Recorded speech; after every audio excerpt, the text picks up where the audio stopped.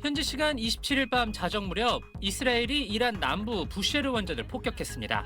지난 17일과 24일에 이어 부쉐르 원전에 대한 세 번째 폭격이었습니다. 부쉐르 원전은 이란 남부 페르시아만 연안에 위치해 방사능이 유출되면 주변 국가들까지 큰 피해를 입게 됩니다. 또 이미 불능화된 혼다브의 실험용 중수로 시설 단지와 야지드주 우라늄 정광 생산 공장, 후제스탄주와 이스파한의 제강소도 폭격했습니다. 이란은 곧장 반격에 나섰습니다.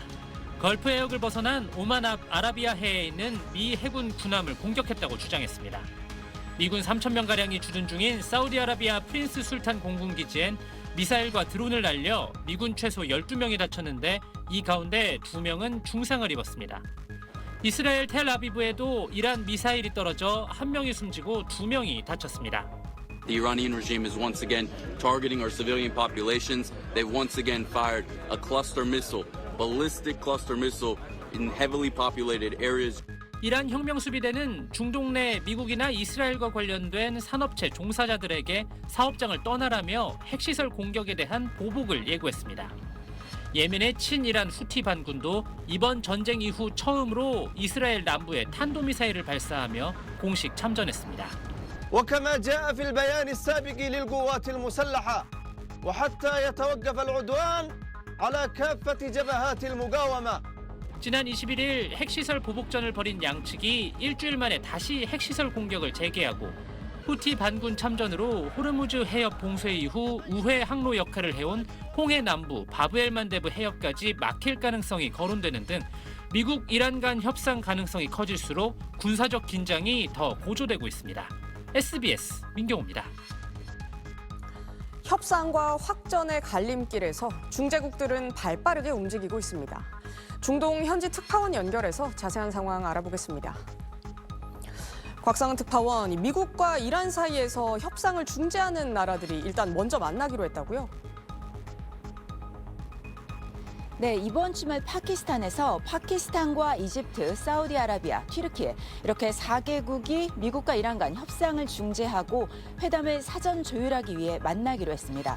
주말 중재국들이 먼저 만나기로 한 걸 고려하면 미국과 이란 간 대면 회담은 성사되더라도 다음 주로 넘어가는 분위기입니다.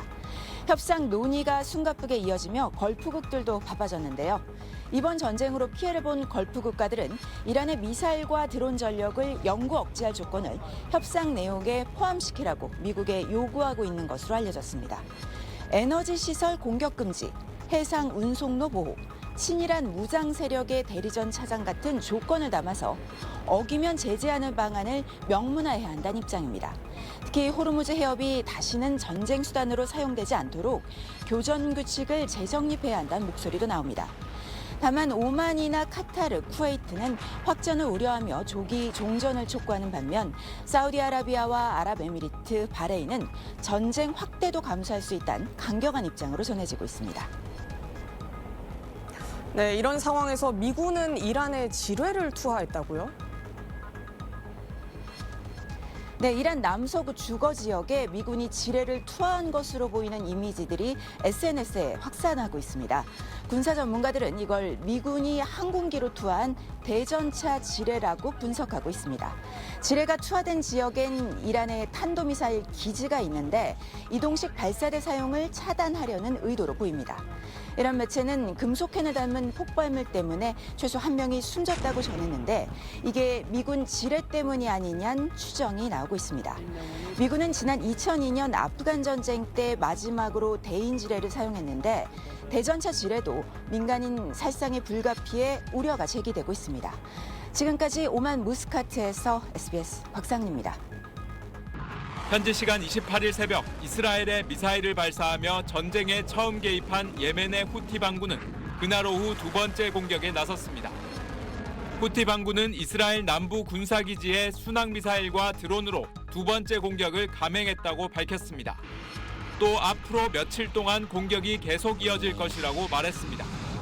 ستستمر بعون الله تعالى وبالتوكل عليه في تنفيذ عملياتها العسكرية خلال الأيام المقبلة حتى يتوقف العدو المجرم عن اعتداءاته وعدوانه. 앞서 레바논의 헤즈볼라, 이라크의 시아파 민병대에 이어 후티 반군까지 참전하면서 이른바 저항의 축 전체로 전쟁이 확산하는 모양새입니다. 이스라엘은 후티 측 공격을 방어 체계로 요격했다고 밝혔습니다. נערכנו לאפשרות שגם משטר הטרור החותי ינסה לירות לעבר ישראל. 후티 측은 홍해의 좁은 입구인 바브엘만 대부 해협 통제 가능성도 언급하며 위협했습니다. أمريكا إذا قامت بالرد كن على ثقة أن كل المصالح الأمريكية بما فيها السفن 이란의 호르무즈 해협 봉쇄에 이어 홍해 쪽 해협까지 봉쇄되면 걸프 산유국의 해상 무역로가 양쪽으로 모두 막힙니다. 후티가 홍해를 봉쇄할 경우 군사 대응을 자제하고 있던 사우디아라비아나 다른 걸프국도 참전할 가능성이 높아집니다. 미국의 예멘 전문가 모하메드 알바샤는 후티의 공격이 이스라엘에 고정돼 있고 당장은 미국과 사우디를 겨냥하지 않고 있다는 메시지를 보내고 있다고 분석했습니다. 후티가 주변 걸프국의 참전을 불러올 홍해 봉쇄를 실제 감행할지가 이번 전쟁의 또 다른 변수로 떠올랐습니다. SBS 전용우입니다.